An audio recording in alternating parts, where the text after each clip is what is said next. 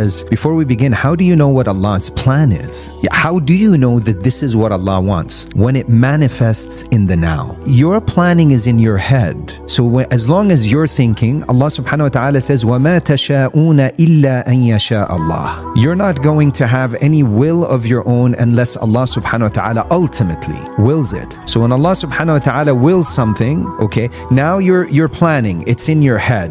It hasn't manifested. I'm planning to, what's a good example? I'm planning to drink water. I'm right now planning to drink water, okay? And that plan is where? Is in my head. I'm thinking about drinking water. So I'm thinking about drinking water and the plan is in my head. How do I know that that's God's plan? Watch. I want to drink water. Bismillah.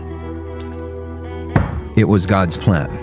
So whatever unfolds in the present moment, you watching this video was God's plan. Your planning is in your head. And that's why, like most people, some people get up in the morning and they're like, what am I gonna do today? What's my plan today? But the arifin, those that are connected to Allah, those that are in a state of presence, they don't wake up and say, what am I gonna do today? They wake up and say, what is Allah gonna do with me today? So they're aware that ultimately it's Allah subhanahu wa ta'ala running the show. That being said, however, even though it's Allah running the show, we say the hikmah Muhammadun Rasulullah. You have to always learn this. The haqa'iq is la ilaha illallah. The reality of the situation. Muhammadun Rasulullah is the hikmah. So you see certain things with your basira, with your insight, but then you act them out according to the sunnah. That's the hikmah, that's the wisdom, that's Muhammadun Rasulullah. My shaykh, who was an extremely spiritual and righteous individual, he used to say, those that don't plan have planned to fail. So put a plan. So where's the issue? The issue is not that you plan. The issue is not that you have